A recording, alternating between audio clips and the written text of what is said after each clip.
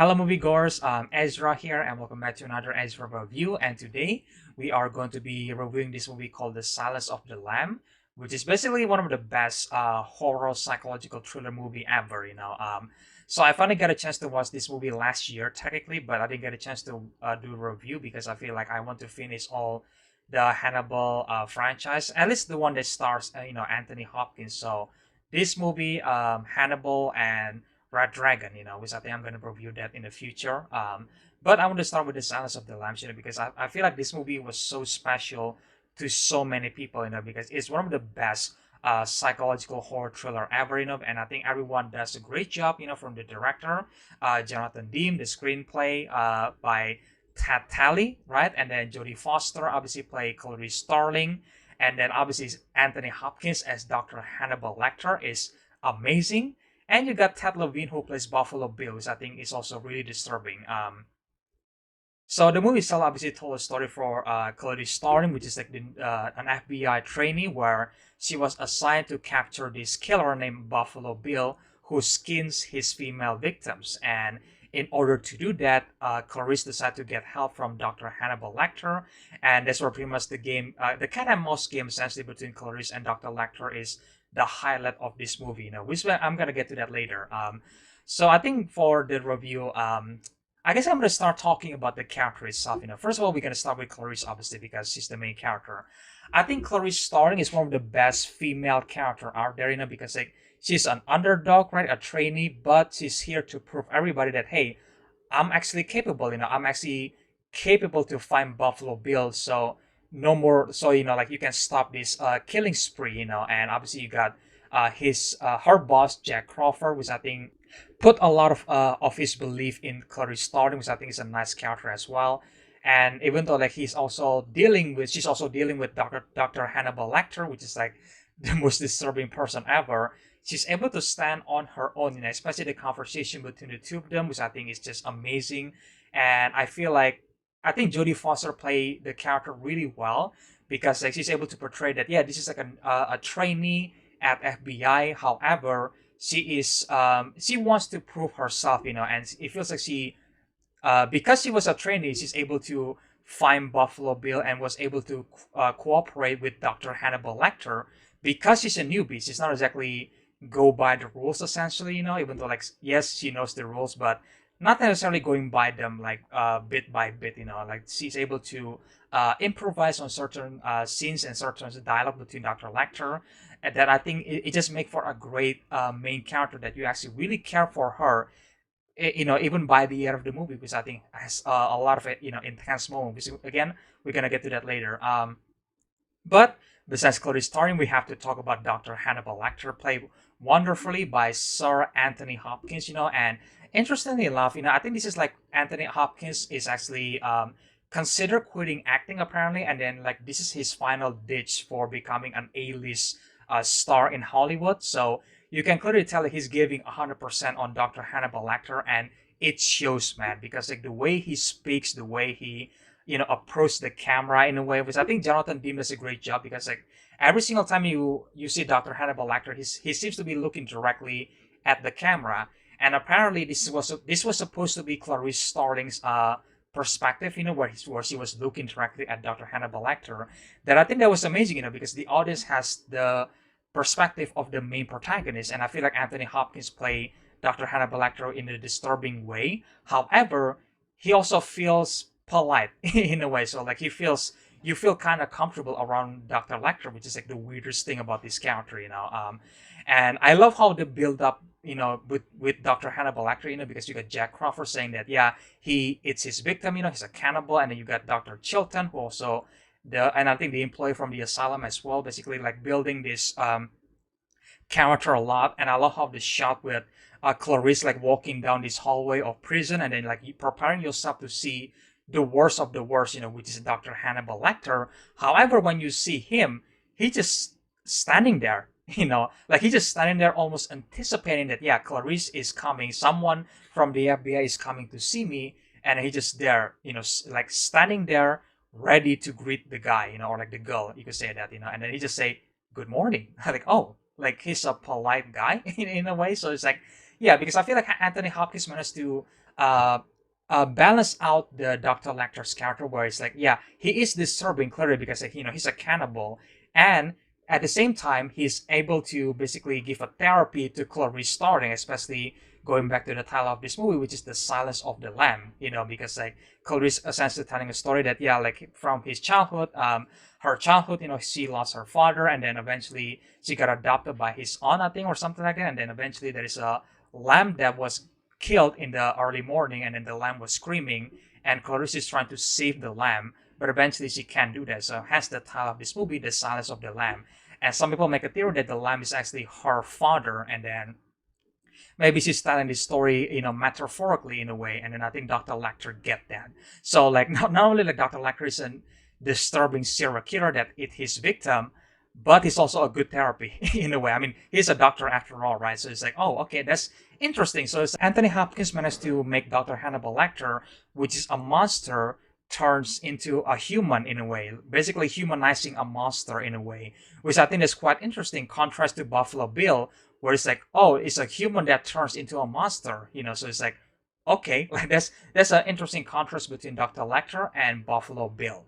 And I feel like, again, it's just an amazing acting overall by Jodie Foster as well, because when she's telling this story, apparently there's a plan for a flashback to occur, as Jodie Foster is telling the lamb storyline. But apparently, because Jodie Foster acting was so good, Jonathan Demme basically said that, well, we don't need a flashback. We just need to focus on Jodie Foster's acting and facial expression in a way. And I think that's a great decision, because I think her acting in this scene was so great. We don't need to see a flashback. We don't. We only need to hear her performance and her delivery of the dialogue, and then we can submit ourselves into Jodie Foster or like Clarice Starling's mind in a way. And I think that's perfect.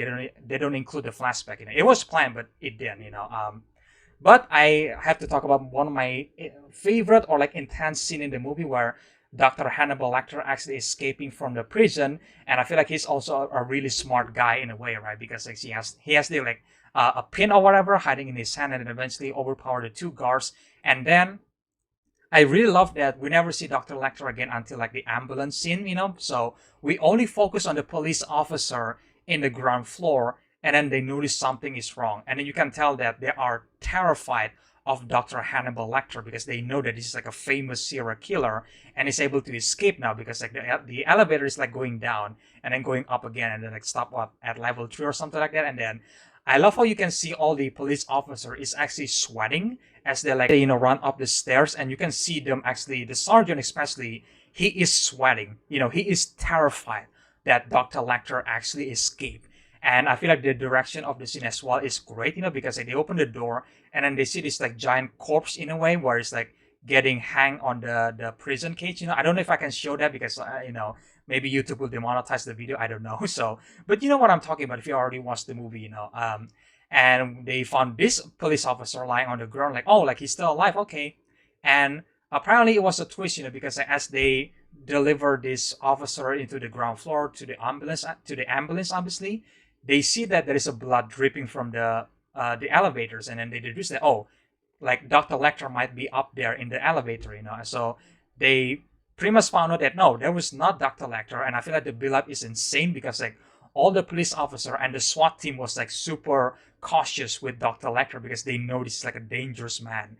And when I was watching the scene for the first time, I was terrified. I was intense that, oh, is this Dr. Lecter? No, there's no way that's Dr. Lecter, right? He's smarter than that. And then it was revealed that, oh, the police officer that was taken away from by the ambulance is actually Dr. Hannibal Lecter, using a face, as a mask, essentially. Basically like Leatherface in a way, but this time is way more disturbing, And because Dr. Lecter was able to control his heart rate, like no matter how intense the situation was, he's able to calm himself down. Like it doesn't affect him in any way. And I think that's like, wow, that's like super terrifying, And then eventually it was revealed, yes, it's actually Dr. Lecter in the ambulance, and then he's able to escape. Which I did not see it coming, by the way. I did not see that, oh, the police officer is actually Dr. Hannibal Lecter.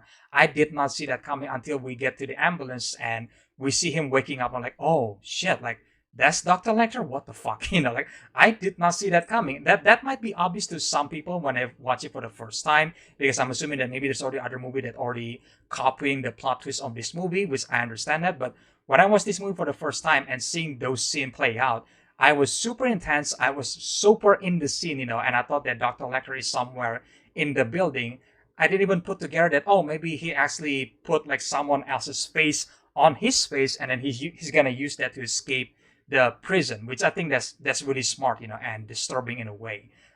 Which I think, again, it's just an amazing scene overall, and it might be my favorite scene from The Silence of the Lambs, because I feel like the scene was super intense, and the scene itself was super well directed. It was super well paced, and I feel like it ended up with a great twist, in my opinion. So yeah, all great scene overall. 10 out of 10, man. Holy shit, But we get to the ending of this movie where Clarice starting basically from Buffalo Bill's house, and we get another terrifying scene where all the lights go off, right? And then you see Buffalo Bill is wearing like a night vision goggles, and then he saw Clarice in the dark. And it was super terrifying because, like, first of all, you care a lot about Clarice Starling because I think she is a great main protagonist, right? I think Jodie Foster play her sincerely and greatly at the same time. And you see, and on this scene, you see Buffalo Bill is actually standing right in front of her, and she just didn't know that because everything is dark, right? And I think that's just scary, man. Like, imagine like trapped inside of a dark house, and then there's like a serial killer inside the house, and the serial killer can actually see you, but you can't. You just left in the dark, and I think that's just amazing, like Buffalo Bill almost touched her multiple time, in the end there, and it's like, oh, that's so scary, man. Like, he's actually right there behind her, and she just doesn't know that, But Buffalo Bill make a mistake. Basically, he plans to use the gun, obviously, and the gun make a sound, and then that's which allow Clarice to, oh, like, Buffalo is actually behind me, and then like he shot Buffalo Bill, and then killing him, So I'm like, whoa, okay, that was like extremely lucky in my opinion, So it's like, yeah, she could have been dead if Buffalo Bill doesn't like play around with her, if he just like kill her or something like that, then yeah, I think Clarice will be dead. But no, Buffalo Bill is playing around with her a little bit before eventually lead to his death,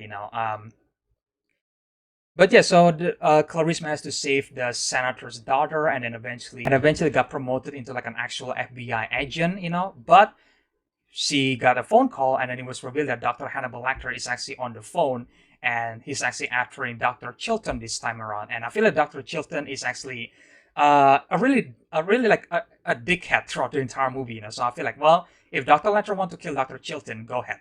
I feel like I'm gonna be siding with Dr. Hannibal Lecter the entire time, But that's probably just me.